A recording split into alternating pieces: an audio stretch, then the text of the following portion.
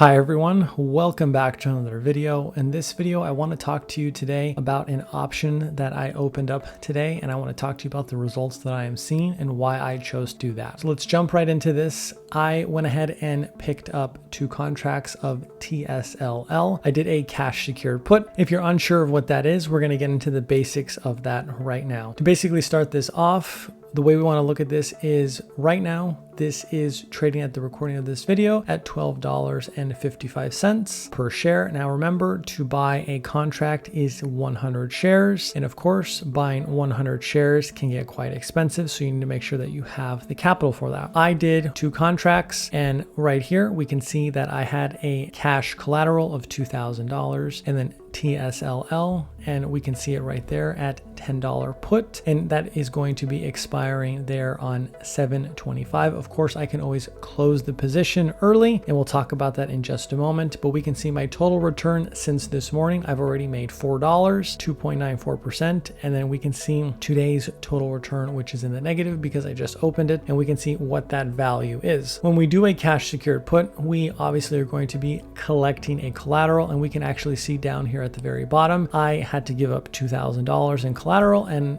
deposited into my brokerage account was $136, and we'll get into that in just a moment. But we want to see overall, the reason I picked this was because I am bullish on Tesla long term, and since this is leveraged, we can actually use that to our advantage to make some quick money and actually understand how to do this from a safe position. Let's dive into my option right now. Here we can see more details about our current position, what the market value is as of this recording. Of course, I am doing this at a market close in the evening, just so we can see the numbers a little more steady, because if we do this during market open or during the middle of the day, we can see these numbers spike so dramatically. So it's better to be able to view this and understand this in the evening. That is what this looks like close up. We can also see that Robinhood also offers this interesting timeline that we can see, where we can actually see where this is going and fluctuating through the life of this. I like to see that, and of course we can see where the numbers are here. And the reason that I had did this was because a delta right here is we want to see that is the chance that we could get assigned. So the way I always think about it is we have an 80% chance that we are not going to be get assigned, and that 20% chance, right, that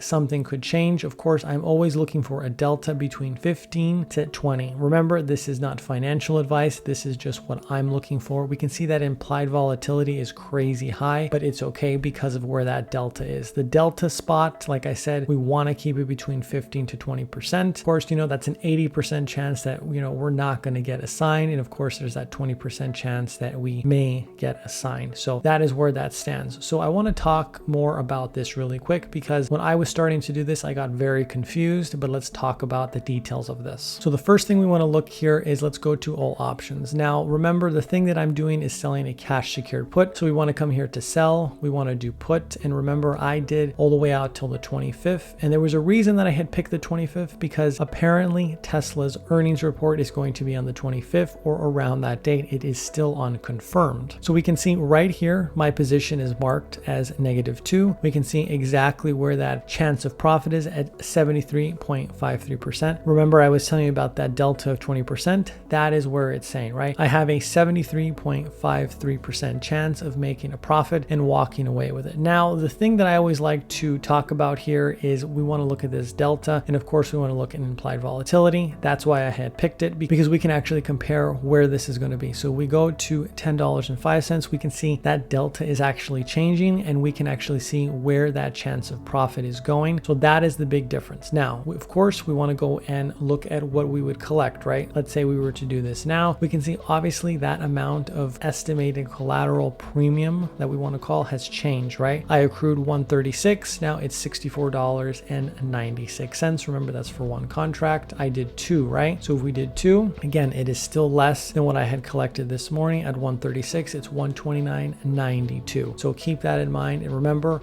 1 contract is 100 shares. Okay, that's a simple way to remember that. So as we continue to climb up, we can see that this amount changes. Now, why does this change? This changed because there is more risk of getting assigned, right? Let me actually close that one and click on this one. So So we can see that delta, right, is at 24. Remember, the one that I have right here is at 20. So we can see the percentage of money that we collect changes, right? So let's say we were to have done 2, right? We can see how much premium we would have collected right there. All right. Obviously I can't do it because the market is closed, but that is what it would look like. We can go ahead and just close this one and close this one. And I'm going to show you something else here. So we can go to the very top here. And let's say, because right now we're sitting at $12.53 as of this recording. Let's come here to a higher number. Let's say we were to do at $11.05. We can see that delta has changed to a 33%. Remember, chance of profit is only 64.9%. And we can see that the premium has gone way higher, right? So we're going to collect more off of that. So if we did, again, right, think about it. We're doing 2 contracts. That is 200 shares. That's how much premium we would collect. We also have that delta quite at a high number. So that is cash secured puts. And of course, if we want to sell out of the money, and all out of the money means is this price above anything here, right? So that is where we would do it. But of course, we don't want to do that. We want to sell in the money, right? Down here below that strike price. And we like to go at least 1 month out ideally, but it doesn't always have to be that way. It just depends on your risk tolerance. So here is the last thing that we want to talk about. And we actually want to talk about buying our position back. We'll jump into that right now. All right, now we are back on this and we can see that my total return was 2.94%, right? So I've made $4, right? But remember, we collected that $136 premium, which is currently sitting in that. So if we wanted to close this position, right? Let's say we couldn't stomach handling the volatility or whatever, we can come up here and we can hit 2 contracts, right? And then we can come in review order. What does this mean? Basically, what's going to happen now is we are going to release our collateral of the $2,000 and we are going to pay back the $136, but it's actually going to be $134. So if you can see how that works, right? That's how much money that we have made actually on this total return. Only way to get 100% total return is for